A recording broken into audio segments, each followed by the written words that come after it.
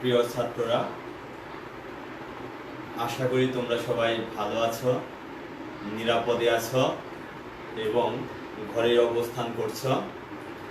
আমাদের এই নিয়মিত অনলাইন ক্লাসগুলি তোমরা নিয়মিতই দেখছো এবং নিয়মিত পাঠদানে পাঠ এই লেকচারগুলি তোমরা ফলো করছো। এখন আজকে আমি অনার্স ফার্স্ট ইয়ারের মাইকোলজি বিষয়ের উপর ক্লাস নেওয়ার চেষ্টা করব। আমার আজকে যে নির্ধারিত বিষয় সেটি টপিক 5-এর যেটি ব্যাসিডিওমাইসিটিস শ্রেণীর এক ক্লাস। গত ক্লাসও আমি এই ব্যাসিডিওমাইসিটিসের উপর নিয়েছি। আজকে সেই ব্যাসিডিওমাইসিটিস শ্রেণীর যে বিষয়গুলি গত ক্লাসে পড়েছিলাম সেগুলো জাস্ট রিভিউ করব। আমি গত ক্লাসে পড়েছিলাম ব্যাসিডিওমাইসিটিস শ্রেণীর জেনারেল ইন্ট্রোডাকশনস, জেনারেল ক্যারেক্টারিস্টিক্স। এছাড়াও সেখানে আমি কিছু স্পেশাল টার্ম যেগুলি তোমাদের পরীক্ষায় বারবারই আসে সেই বিষয়গুলো আলোচনা করেছিলাম, যেমন ডলিপুর সেপ্টাম। আরেকটি বিষয় গত ক্লাসে আমি শেষ করতে পারিনি, সেটি দিয়েই আজকে আমি শুরু করব। সেটি হচ্ছে ক্ল্যাম্প কানেকশন বা ক্ল্যাম্প সংযোগ, এর সাথে জেনাস পাক্সিনিয়া। এটি নিয়ে আজকে আমার লেকচারটি সাজিয়েছি। তোমরা যারা এই ক্লাসটি দেখছো তাদের প্রতি আমার আন্তরিকতা প্রকাশ করছি এবং যারা যারা আমার ক্লাসটি দেখছেন তাদের প্রতি আমার অন্তরের অন্তরস্থল থেকে কৃতজ্ঞতা জ্ঞাপন করছি। আমি সুব্রত কুমার দাস, প্রভাষক, উদ্ভিদ বিজ্ঞান বিভাগ, ঢাকা কলেজ, ঢাকা। তাহলে আজকের ক্লাসটি আমি শুরু করছি। প্রথমেই আজকে যে বিষয়টি আলোচনা করব সেটি হচ্ছে ক্ল্যাম্প কানেকশন বা ক্ল্যাম্প সংযোগ। এরপরে আমি জেনাস পাক্সিনিয়া, এটি একটি খুবই গুরুত্বপূর্ণ ছত্রাক যেটি তোমাদের বিভিন্ন ইয়ারের কোশ্চেনে বারবারই এসে থাকে। সেই জন্য একটু যদি মনোযোগ না দাও, ভালোভাবে বোঝার চেষ্টা না করো, তাহলে কিন্তু এই বিষয়গুলি তোমরা গুলিয়ে ফেলবে, ভালো রেজাল্ট করতে পারবে না। সেজন্য আজকে দুটি টপিকসই খুবই গুরুত্বপূর্ণ। তোমরা আশা করি সুন্দরভাবে বোঝার চেষ্টা করবে এবং যদি কোথাও বুঝতে অসুবিধা হয় আমাকে টেক্সট করবে এবং ফোন করবে। আমি পরবর্তী ক্লাসে সেই বিষয়গুলি তোমাদের বুঝিয়ে দেওয়ার চেষ্টা করব। ওকে, এখন আমরা শুরু করব। প্রথমেই ক্ল্যাম্প কানেকশন বা ক্ল্যাম্প সংযোগ।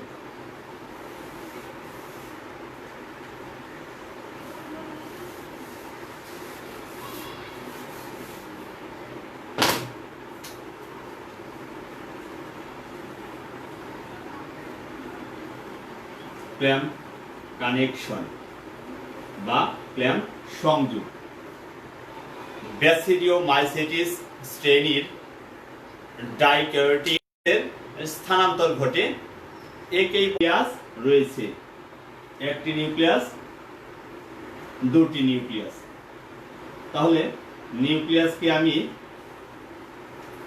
ভিন্ন কালার দিয়ে চিহ্নিত করছি। একটি নিউক্লিয়াস এবং এটি ভিন্ন আরেকটি নিউক্লিয়াস।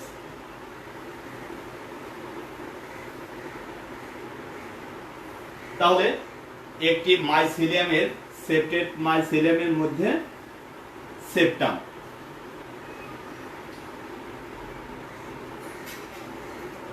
যখন ব্যাসিডিওমাইসিটিস শ্রেণীর একটি কোষের মধ্যে এইরকম দুটি নিউক্লিয়াস অবস্থান করে তখন তাকে বলা হয় ডাইক্যারিওটিক মাইসেলিয়াম।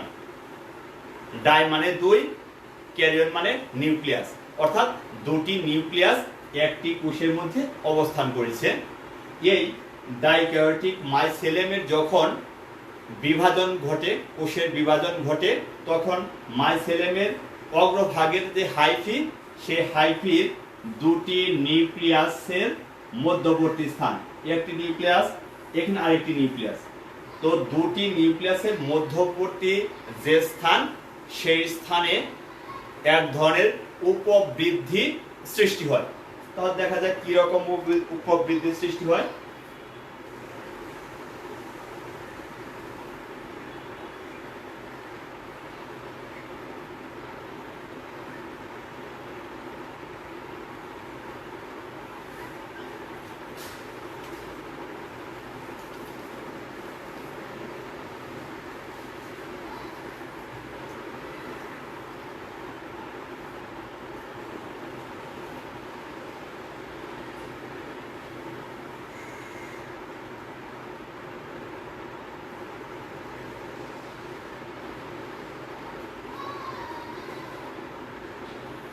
ভালো করে লক্ষ্য করো, তাহলে এই যে একটি নিউক্লিয়াস আরেকটি নিউক্লিয়াস, দুটি নিউক্লিয়াসের যে মধ্যবর্তী স্থানে একটি উপবৃদ্ধি তৈরি হয়েছে। এই উপবৃদ্ধি যখন তৈরি হয় তখন একটি নিউক্লিয়াস সাধারণত পরেরটি সেটি সেই উপবৃদ্ধির যে স্থান বা নালিকার মতো যে স্থান, সেই নালিকার মতো স্থানে প্রবেশ করে। তাহলে নালিকার মতো স্থানে প্রবেশ করবে।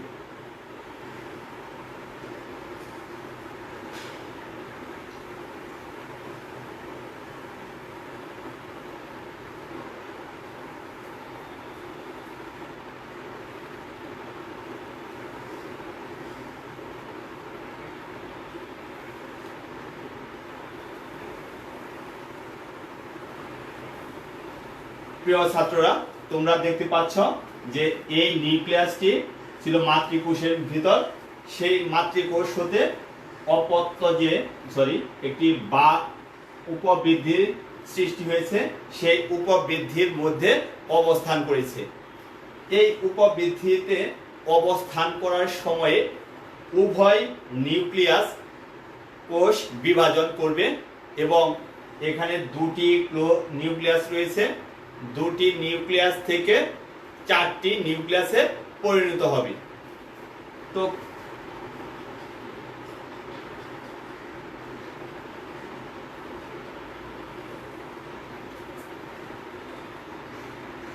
এই বিভাজনের সময় নিউক্লিয়াসটি অনেকটা লম্বা আকৃতির ধারণ করে,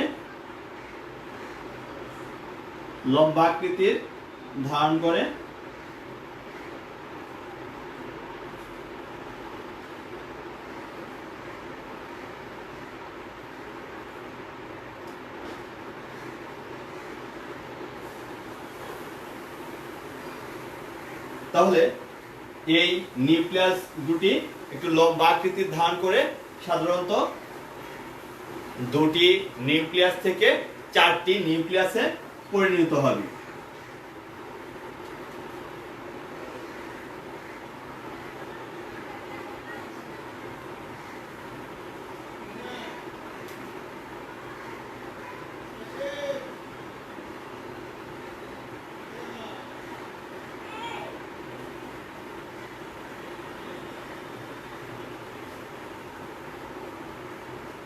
তাহলে দেখতে পেলাম আমরা এখানে দুটি নিউক্লিয়াস ছিল, সেই দুটি নিউক্লিয়াসের মধ্য থেকে কোষ বিভাজনের মাধ্যমে চারটি নিউক্লিয়াসে পরিণত হয়েছে এবং সাধারণত এই কোষ বিভাজন অগ্রসর হওয়ার সাথে সাথে উভয় মাতৃকোষ থেকে আরেকটি যে নিউক্লিয়াস, সেই নিউক্লিয়াস সাধারণত নিচের কোষের উপরেরটি, সেই উপরের উপবৃদ্ধির স্থানে স্থানান্তরিত হয়।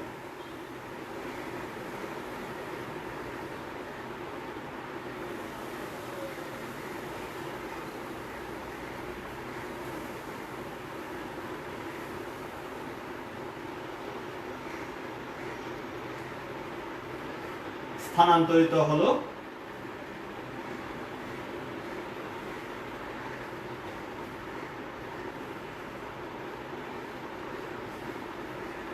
এবার এই যে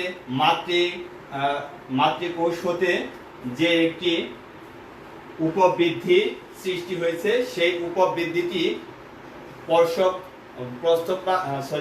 মাতৃকোষের অপর যে প্রান্ত, সেই প্রান্তকে স্পর্শ করবে অর্থাৎ উপবৃদ্ধিটি বৃদ্ধি পেয়ে স্পর্শ করবে।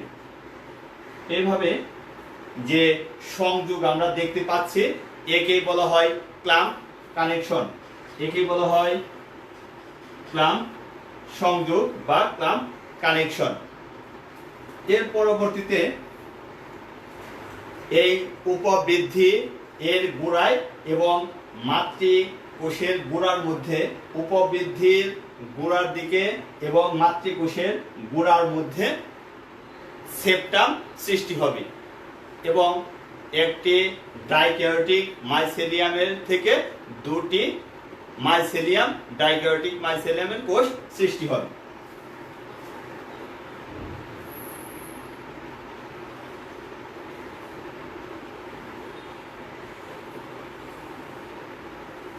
তাহলে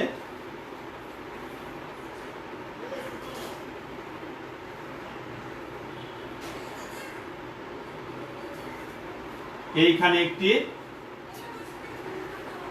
সেপ্টাম সৃষ্টি হবে,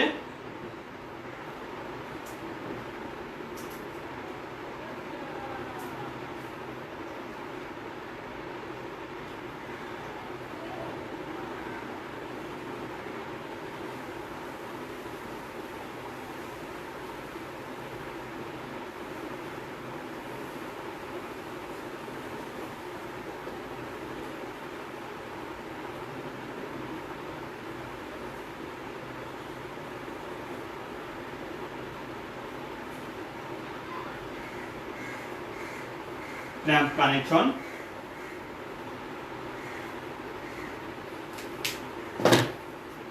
এবার আমরা দেখতে পাচ্ছি যে উপবৃদ্ধি বা ক্ল্যাম্প নালিকার ন্যায় সংযোগ, সেই সংযোগের গোড়ায় একটি সেপ্টাম সৃষ্টি হয়েছে এবং মাতৃকোষের গোড়ার মধ্যেও আরো একটি সেপ্টাম তৈরি হয়েছে এবং পূর্বে ছিল একটি কোষ, সেখানে একটি এবং এই আরেকটি দুটি কোষের সৃষ্টি হয়। এইভাবে ডাইক্যারিওটিক মাইসেলিয়ামের নিউক্লিয়াসের বিভাজনের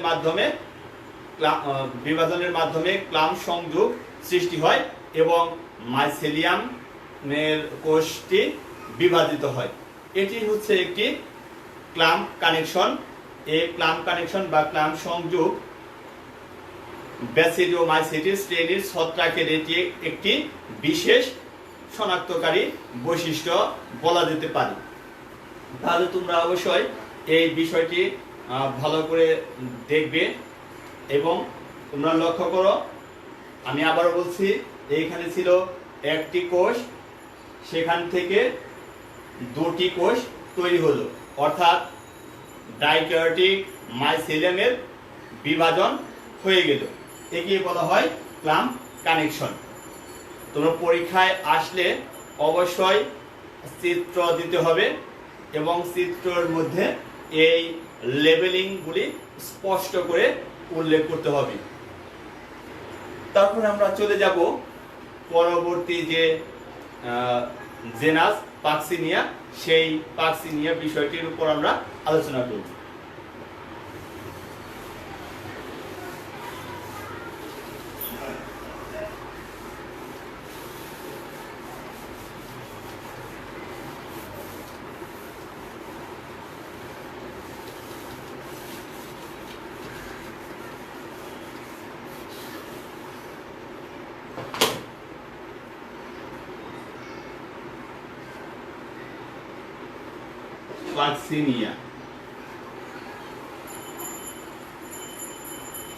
পাক্সিনিয়া একটি বড় জেনাস। এই জেনাসে অনেক প্রজাতি রয়েছে। আমাদের ভারতীয় যে উপমহাদেশ, এই ভারতীয় উপমহাদেশের বিজ্ঞানী, দুজন বিজ্ঞানী ভাসিস্তা এবং সিনহা, এরা গবেষণা করে দেখেছেন যে এই পাকসিনিয়া প্রায় 147টি জেনাস রয়েছে। এই জেনাসের স্পেসিস সংখ্যা 147 আমাদের এই ভারতীয় উপমহাদেশে। এই পাকসিনিয়া ছত্রাকটি সাধারণত গুপ্তবীজী উদ্ভিদ বা অ্যাঞ্জিওস্পার্ম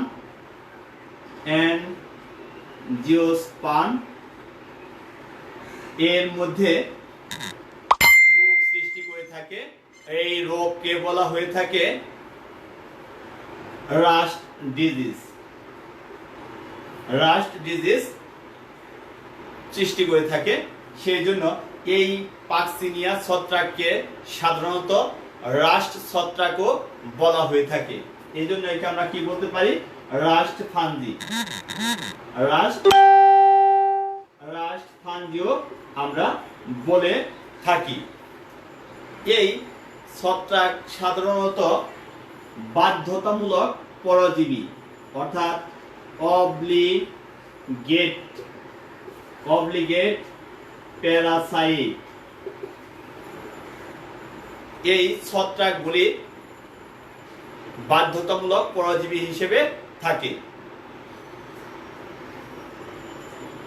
এই ছত্রাকটা যে মাইসেলিয়াম, সে মাইসেলিয়াম সেপ্টেট অর্থাৎ প্রস্থপ্রাচীর যুক্ত থাকে এবং শাখান্বিত, অর্থাৎ সেপ্টাম প্রেজেন্ট এবং ব্রাঞ্চিং।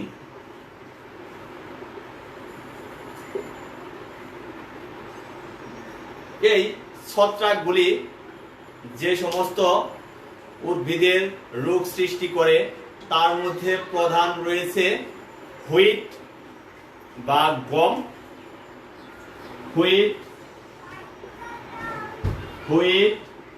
গম, এই গমের খুবই গুরুত্বপূর্ণ একটি ডিজিজ, যেটাকে বলা হয় ব্ল্যাক স্টেম রাস্ট।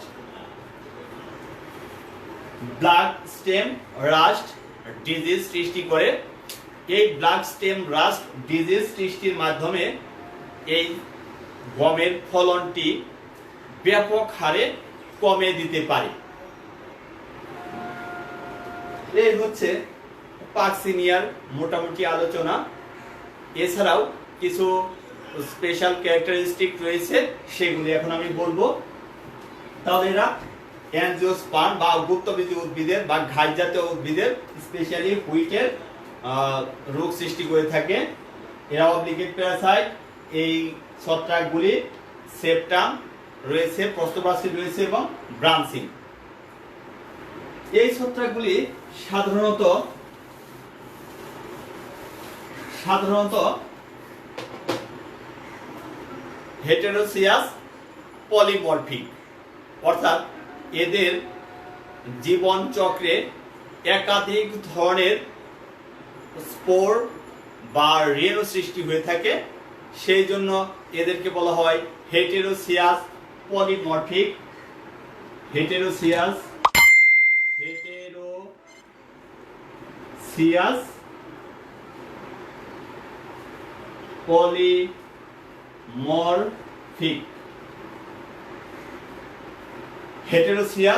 পলিমরফিক।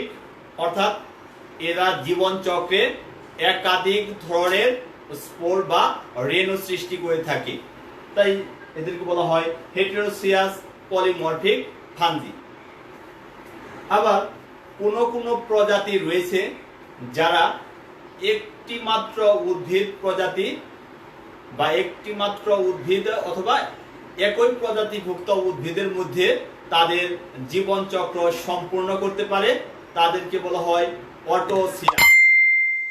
তাদেরকে বলা হয় অটোসিয়াস। অটোসিয়াস। তাহলে অটোসিয়াস কাদের বলা হয়? যে সমস্ত ছত্রাক একটি উদ্ভিদে অথবা একই প্রজাতিভুক্ত উদ্ভিদের মধ্যে তাদের জীবন চক্র সম্পূর্ণ করে তাদেরকে বলা হয় অটোসিয়াস। উদাহরণ আমরা দিতে পারি, যেমন পাক্সিনিয়া মেজর। এই পাক্সিনিয়া মেজর ক্রেপিস পাক্সিনিয়া মেজর ক্রেপিস জাতীয় উদ্ভিদের মধ্যে রোগ সৃষ্টি করে থাকে। পাক্সিনিয়া ফায়োটেসি এটি জাস্টিসিয়া বা জগৎ মদন যে উদ্ভিদ রয়েছে জাস্টিসিয়া, এটা নিয়ে আমরা প্র্যাকটিক্যাল ক্লাসে এই বিষয়টি নিয়ে আলোচনা করব। তো জাস্টিসিয়া যে উদ্ভিদ বা জগৎ মদন, সেই জগৎ মদনের মধ্যে এই রোগটি সৃষ্টি করে থাকে। তাহলে এই যে দুটি উদ্ভিদ আমরা দুটি ছত্রাকের নাম লিখা হলো, একটি পাক্সিনিয়া মেজর, পাক্সিনিয়া ফায়োটেসি। এই দুটি হচ্ছে অটোসিয়াস, অর্থাৎ এরা নির্দিষ্ট উদ্ভিদের প্রজাতির মধ্যে কেবলমাত্র জীবন চক্র সম্পূর্ণ করে থাকে। আবার হেটেরোসিয়াস,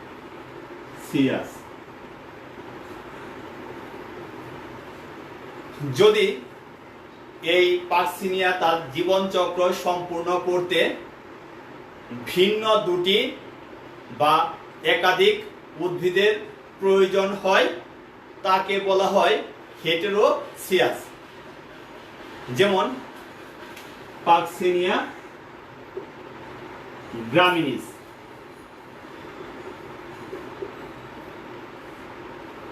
পাক্সিনিয়া গ্রামিনিস ট্রাইটিসি, পাক্সিনিয়া গ্রামিনিস ট্রাইটিসি।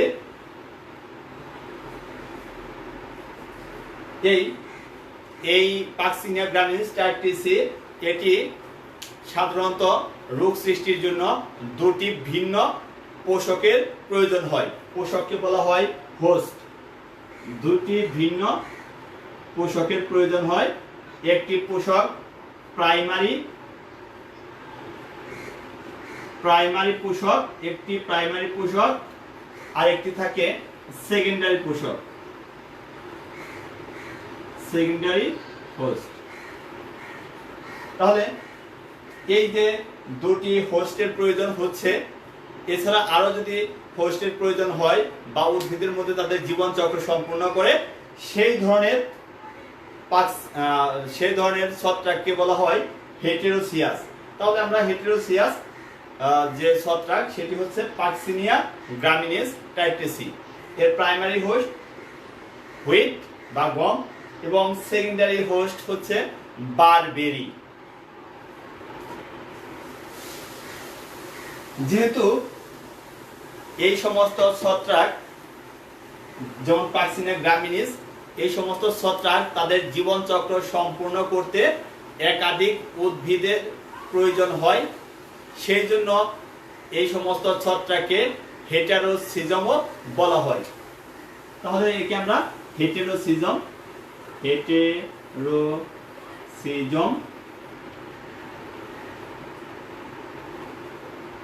বলে থাকি। তাহলে হেটেরোসিজমকে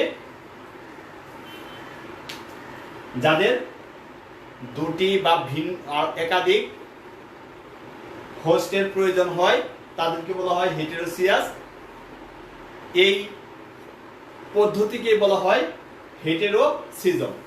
তাহলে দুটি কিন্তু ভিন্ন, একটু সূক্ষ্ম পার্থক্য রয়েছে, সেই বিষয়গুলি তোমরা অবশ্যই দেখে নিবে। এবার আমরা পাকসিনিয়ার লাইফ সাইকেলের ধরনগুলি জানার চেষ্টা করব।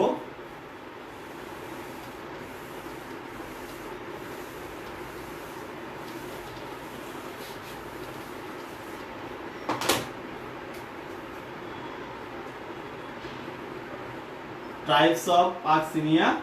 Types of Parksinia. Types of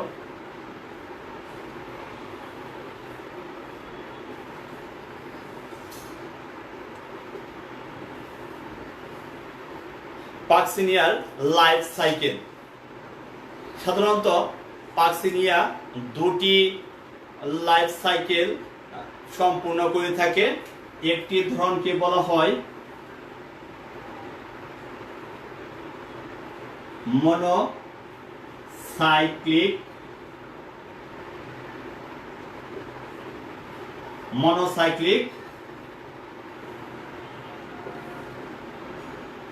আরেকটিকে বলা হয় ম্যাক্রোসাইক্লিক। তাহলে এদের জীবন চক্রের দুটি ধরনের জীবন চক্র দেখা যায়। একটি শ্রেণীকে বলবো আমরা মনোসাইক্লিক। মনোসাইক্লিক শব্দের অর্থ হচ্ছে এক, মনো শব্দের অর্থ এক, সাইক্লিক মানে চক্র, একটি চক্র। যখন পাকসিনিয়ার জীবন চক্র খুবই সংক্ষিপ্ত, খুবই শর্ট হবে, জীবন চক্র সময়টা খুবই শর্ট এবং একটি মাত্র দ্বি নিউক্লিয়াস যুক্ত টেলিওস্পোর ছাড়া আর কোনো স্পোর দেখা যায় না, সেই ধরনের জীবন চক্রকে বলা হয়, লাইফ সাইকেলকে বলা হয় মনোসাইক্লিক। অর্থাৎ এদের লাইফ সাইকেল শর্ট হবে এবং স্পোরের সংখ্যা কম থাকবে, সাধারণত একটি। উদাহরণ আমরা দিব। এক্সাম্পল, পাকসিনিয়া থায়োটেসে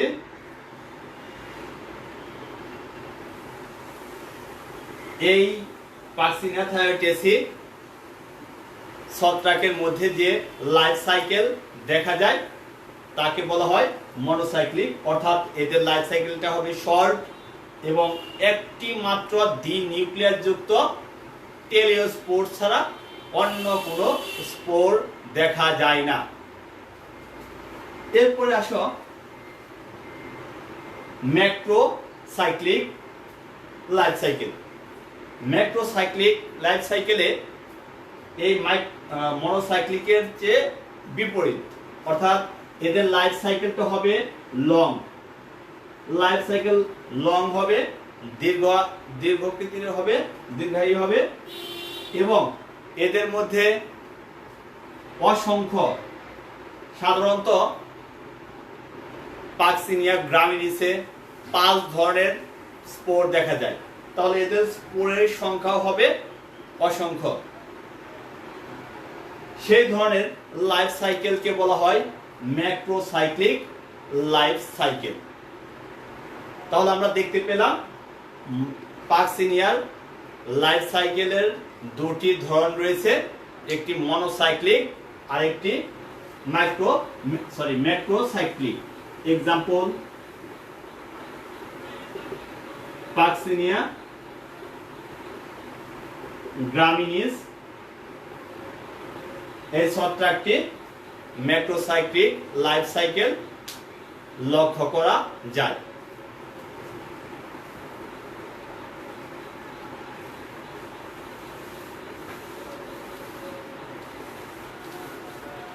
তোমাদের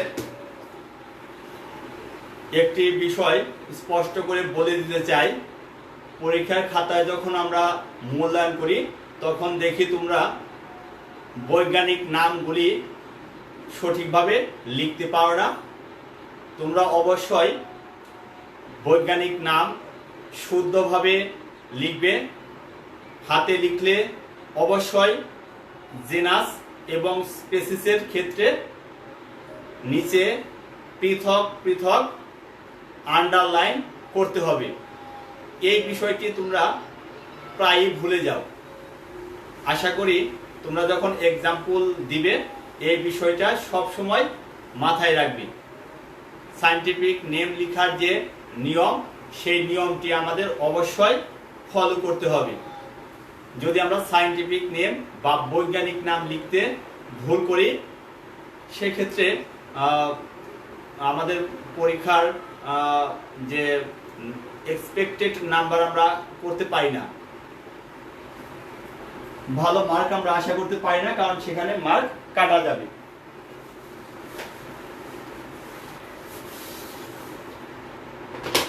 এরপর আমরা যাব ফর্মা স্পেশালিস।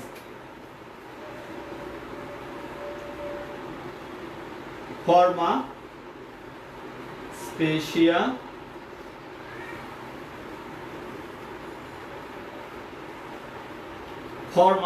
স্পেশালিস। তোমরা প্রশ্ন করতে পারো ফর্মা স্পেশালিস্ট কাকে বলে? ফর্মা স্পেশালিস্ট হচ্ছে তারাই যে সমস্ত ছত্রাক নির্দিষ্ট পোষক ছাড়া অন্য কোনো পোষকের মধ্যে আক্রমণ করে না বা রোগ সৃষ্টি করে না, সেই ধরনের ছত্রাককে বলা হয় ফর্মা স্পেশালিস। যেমন পাক্সিনিয়া গ্রামিনিসের অনেকগুলি ফর্মা স্পেশালিস রয়েছে, সেগুলি আমরা এখন দেখব। ফর্মা স্পেশালিস, তাহলে নাম্বার 1 আমি আবার বলি, ফর্মা স্পেশালিস হচ্ছে তারাই যারা নির্দিষ্ট পোষক ছাড়া অন্য কোনো পোষকে রোগ সৃষ্টি করবে না, তাদেরকে ফর্মা স্পেশালিস্ট বলা হয়। 1 নাম্বার পাক্সিনিয়া।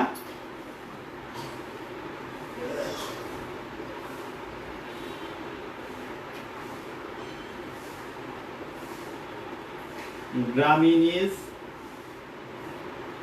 এফএসপি ট্রাইটিসি, এটি গমের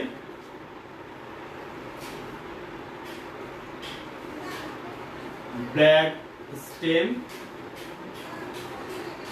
রাস্ট।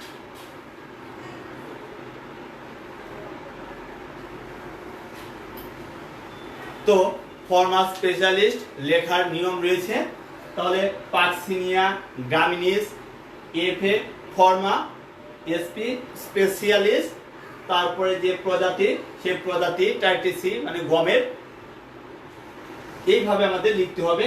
তাহলে এটি কি রোগ সৃষ্টি করে? গমের black stem rust, black stem rust রোগটি সৃষ্টি করে থাকে। আরো একটি ফর্মা স্পেশালিস্ট পি। এখানে তোমরা লক্ষ্য করো, প্রথমে যেহেতু আমি পাক্সিনিয়া জেনাসটি পূর্ণ লিখেছি, পরবর্তীতে যদি আমি পি লিখি বা প্রথম লেটারটি লিখি, তাহলে আমি বুঝতে পারবো যে এটি মেনশন করে আগেরটাই। সেই জন্য আমরা বারবার পাক্সিনিয়া না লিখলেও পি দিয়ে ফুল স্টপ দিয়ে বুঝে নিব এটি পাক্সিনিয়া। তাহলে পাক্সিনিয়া গ্রামিনিস ফ্রম স্পেশালিস অ্যাভেনি, এটি সাধারণত ওটস, এটি ওটসের রাস্ট ডিজিজ সৃষ্টি করে থাকে। এরকম আরো আমরা দিতে পারি পাক্সিনিয়া গ্রামিনিস ফ্রম স্পেশালিস পুই, এটি পুই রাস্ট ডিজিজ তৈরি করে থাকে। পাক্সিনিয়া গ্রামিনিস from specialis অ্যাগ্রোস্টিডিস, এটি অ্যাগ্রোস্টিস এর রাস্ট ডিজিজ তৈরি করে থাকে। আরেকটি দিতে পারি আমরা পাক্সিনিয়া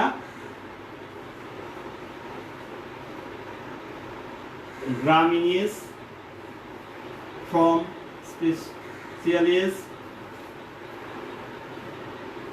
সেকালিস, এটি সেকালিসের রাস্ট ডিজিজ সৃষ্টি করে থাকে।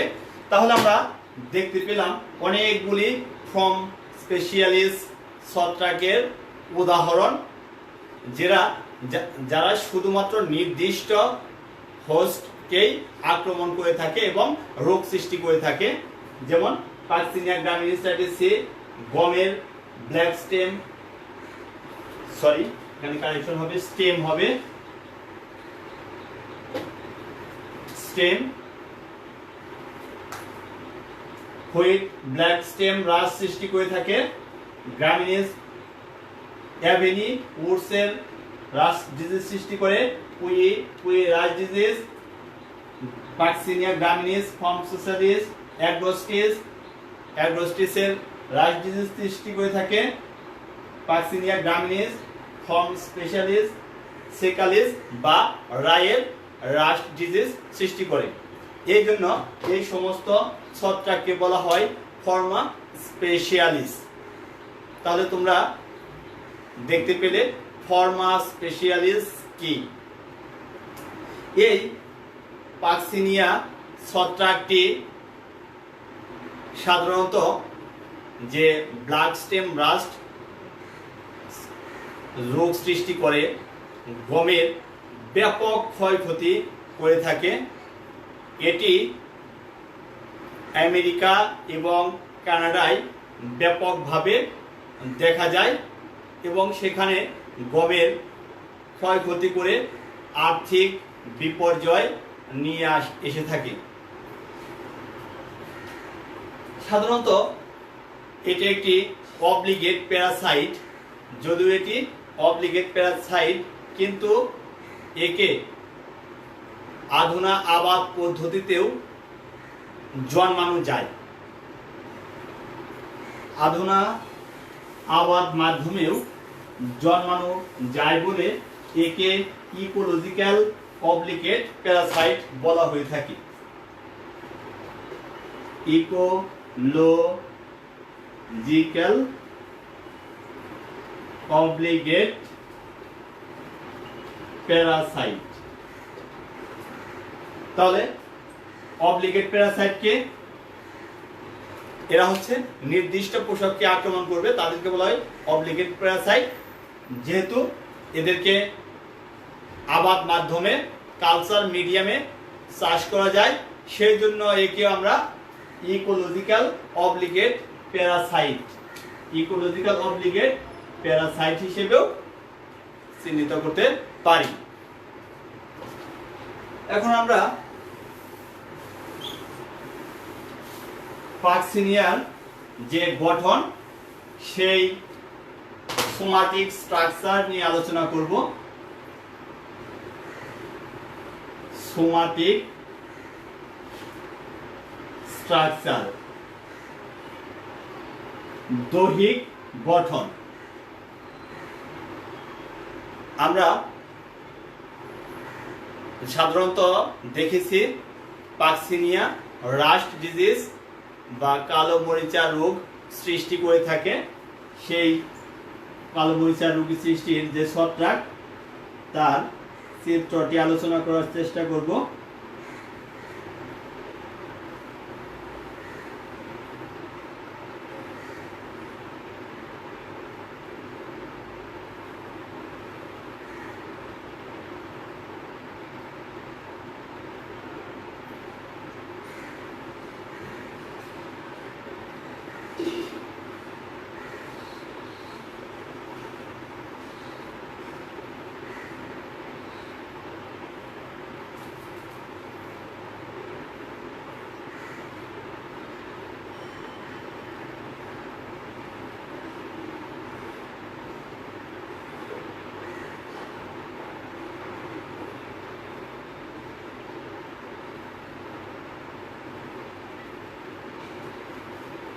তাহলে এটা একটি আমরা পাতার চিত্র আর্ট করলাম। এই পাতার মধ্যে বাদামি বর্ণের ভিন্ন একটি কালার দিয়ে দিলাম।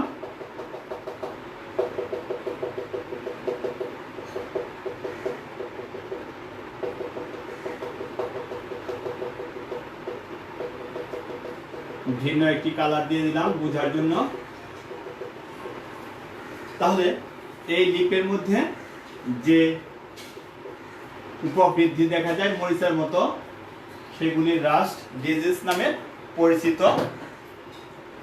এটি উদ্ভিদের স্টেম বা পাতার নিম্ন ত্বকের মধ্যে আক্রমণ করে এই স্টেম রাস্ট ডিজিজটি সৃষ্টি করে থাকে। তাহলে আমরা সোমাটিক স্ট্রাকচার আলোচনা করছি।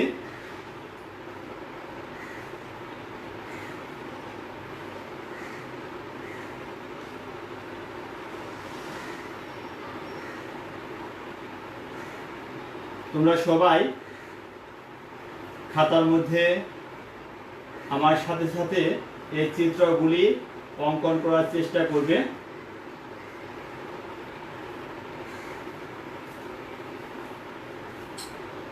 এটি একটি পোষক কোষের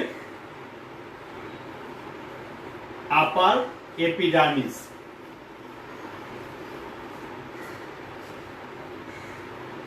তাহলে এগুলি প্যালিসেড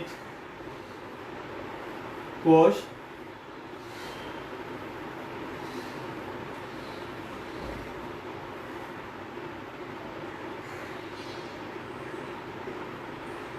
প্যালিসেড কোষ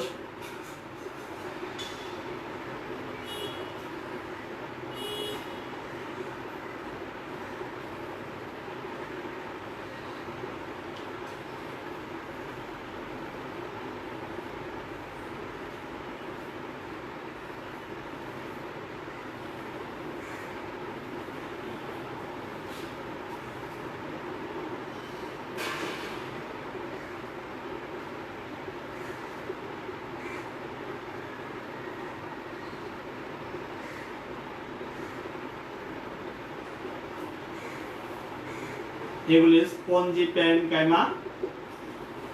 একটি পাতার কোষের অন্তর্গঠন আমরা দেখাচ্ছি।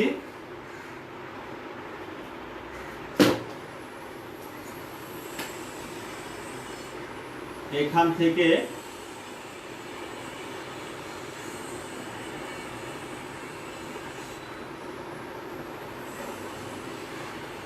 মাইসেলিয়াম সৃষ্টি হবে।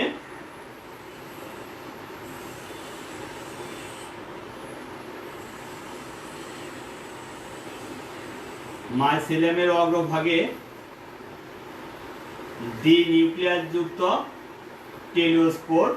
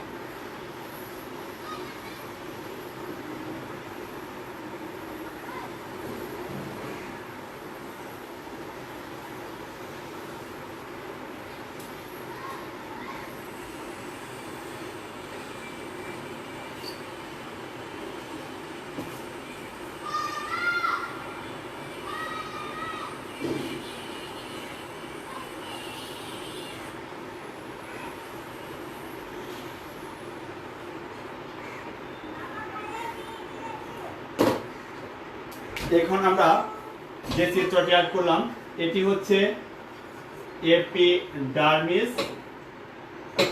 এগুলি প্যালিসেড প্যারেনকাইমা, এগুলি স্পঞ্জি প্যারেনকাইমা। আমরা আলোচনা করছি সোমাটিক স্ট্রাকচার নিয়ে।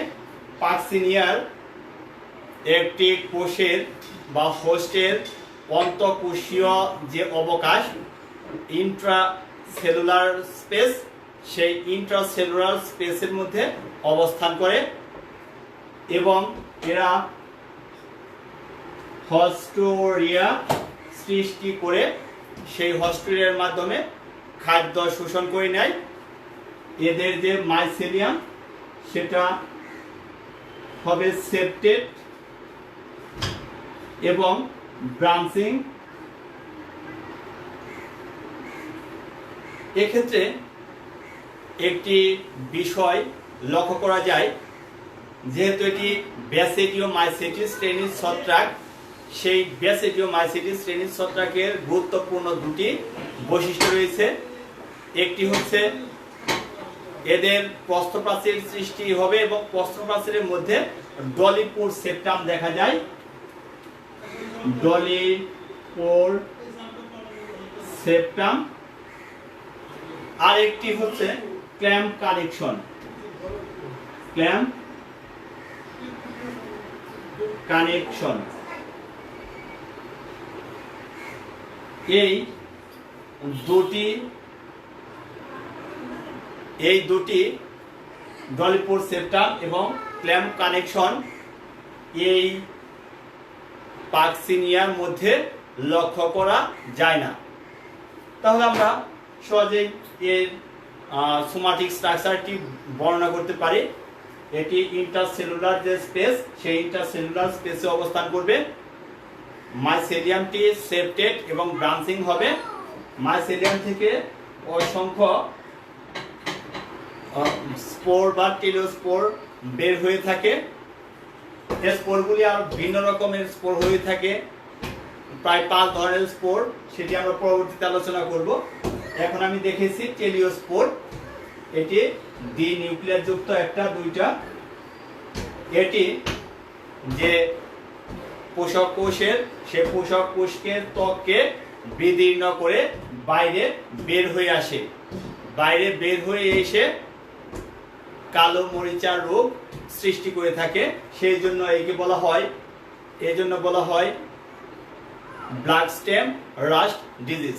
আমি টেলিওস্পোরটি আর একটু বড় করে আর্ট করার চেষ্টা করব। এখানে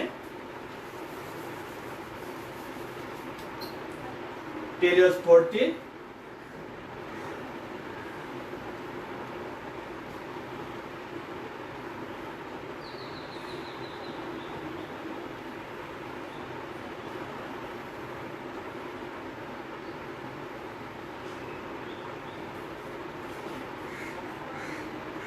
তাহলে এটি একটি টেলিওস্পোর। এই টেলিওস্পোরে দুটি নিউক্লিয়াস রয়েছে।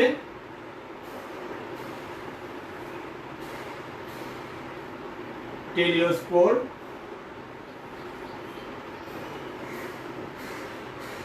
এর স্পোরের বৃন্ত বা ফিলামেন্ট,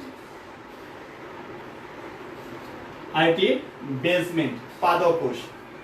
এখানে দেখতে অনেকটা মাকু আকৃতির দুটি নিউক্লিয়াস অবস্থান করে। এটি হচ্ছে পাকসিনিয়ার একটি সোমাটিক স্ট্রাকচার। পরীক্ষায় আসলে অবশ্যই ফিগার নেম দিতে হবে। ফিগার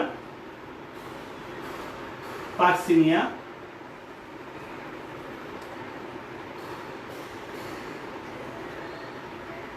এর ভেজিটেটিভ স্ট্রাকচার বা সোমাটিক স্ট্রাকচার।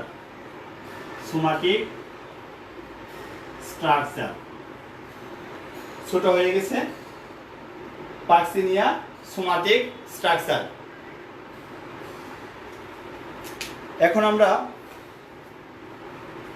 আলোচনা করব এর রিপ্রোডাকশনস বা প্রজনন নিয়ে। তা তোমরা চিত্রটি ভালো করে দেখার চেষ্টা করবে এবং সুন্দর করে চিত্রটি পরীক্ষায় যদি আসে অঙ্কন করার চেষ্টা করবে এবং অবশ্যই ফিগার নেম দিবে। যে চিত্র আর্ট করবে তার নিচে ফিগার নেম দিতে হবে।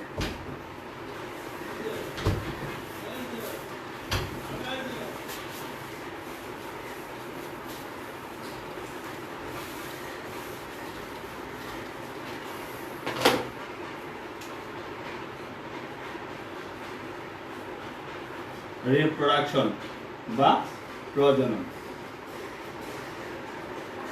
আমরা এর প্রথমেই আলোচনা করেছিলাম সূচনাতে পাকসিনিয়া স্পোরের মাধ্যমে তাদের জননক্রিয়া সম্পূর্ণ করে থাকে। এই পাকসিনিয়া একটি অটোসিয়াস প্রজাতিরও হয়ে থাকে এবং হেটেরোসিয়াস প্রজাতিরও হয়ে থাকে। এই পাকসিনিয়ার মধ্যে বিভিন্ন ধরনের স্পোর বা রেণু তৈরি হয়, সেই জন্য একে বলা হয় হেটেরোসিয়াস পলিমরফিক। সাধারণত এই পাকসিনিয়া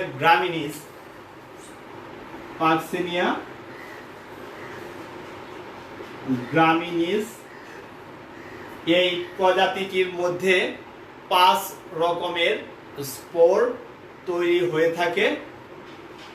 সেই 5 রকমের স্পোরগুলি আমরা আলোচনা করব। এছাড়াও এই যে স্পোরের মাধ্যমে যে জননক্রিয়া সম্পূর্ণ করবে, এরা জননের জন্য 2টি ভিন্ন পোষকের প্রয়োজন হবে, অর্থাৎ এদের হোস্ট লাগে 2টি। একটিকে বলা হয় প্রাইমারি হোস্ট আর একটি সেকেন্ডারি হোস্ট। প্রাইমারি হোস্ট হবে, সে আগে আমি লিখেছিলাম, হুইট বা গম, এবং সেকেন্ডারি হোস্ট হবে বারবেরিস গাছ। তাহলে আমরা এর স্পোরগুলি আলোচনা করি। স্পোর 5 ধরনের স্পোর হয়ে থাকে। 1 ইউরেডোস্পোর। এই ইউরেডোস্পোরের ভিতরে যে নিউক্লিয়াস থাকে, সেই নিউক্লিয়াসটির প্রকৃতি N+N, অর্থাৎ ডাইক্যারিওটিক, এবং এটি হুইট গাছকে আক্রমণ করে। আর একটি স্পোর টেলিওস্পোর। এটির নিউক্লিয়াসের নিউক্লিয়াসও ডাইক্যারিওটিক, N+N। এটিও হুইট গাছকে আক্রমণ করে। 3 নাম্বার যে স্পোর, সেটা হলো ব্যাসিডিওস্পোর।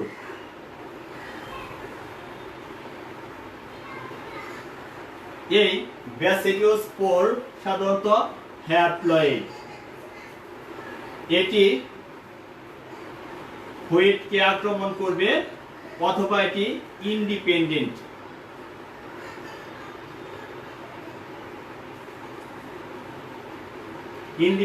বা স্বাধীন।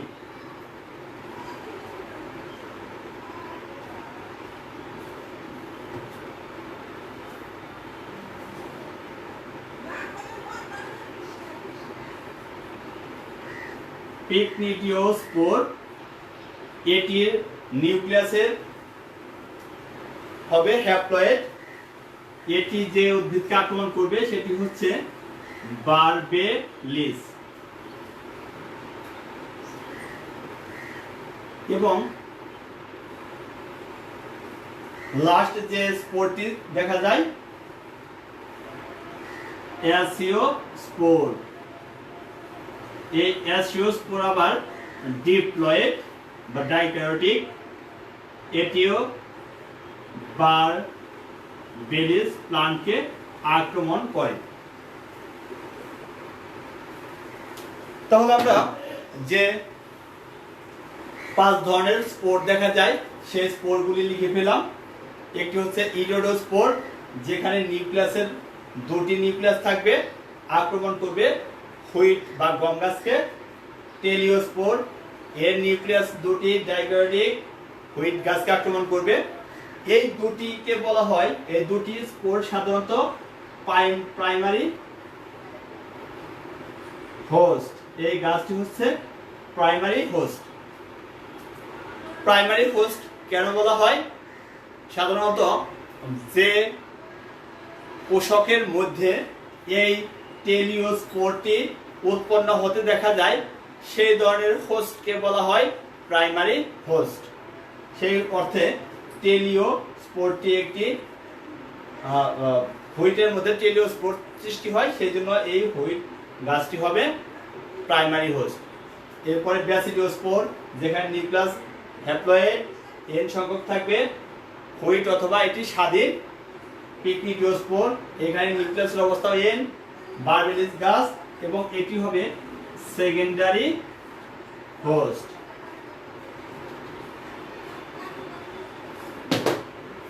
তো তোমরা একটু এক নজরে দেখে নাও এই স্পোরগুলির নাম, এই নিউক্লিয়াসের অবস্থান এবং প্রাইমারি সেকেন্ডারি হোস্ট কি রকম হয়ে থাকে।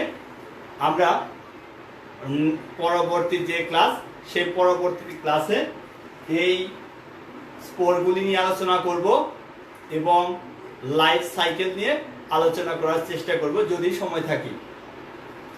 এখন আজকের ক্লাসটি এই পর্যন্তই।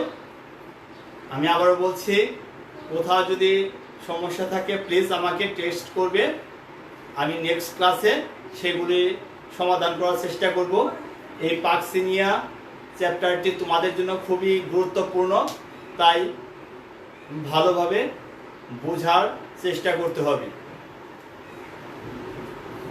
তো প্রিয় ছাত্ররা, এতক্ষণ ধৈর্য সহকারে আমার এই ক্লাসটি যারা দেখলে তাদের প্রতি আমার কৃতজ্ঞতা জ্ঞাপন করছি, এবং যারা অন্যান্য যারা আমার ক্লাসটি দেখেছেন তাদের প্রতিও আমার অশেষ কৃতজ্ঞতা রইল।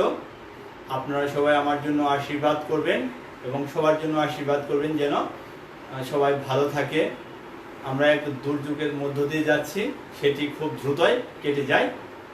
সর্বশেষ আর ঢাকা কলেজ পরিবারের পক্ষ থেকে, উদ্ভিদ বিভাগের পক্ষ থেকে আমি আপনাদের সবাইকে আমার এই অনলাইন ক্লাসে দেখার জন্য স্বাগতম জানাচ্ছি, ধন্যবাদ জ্ঞাপন করছি। ভালো থাকবেন, সুস্থ থাকবেন, বেস্ট অফ লাক।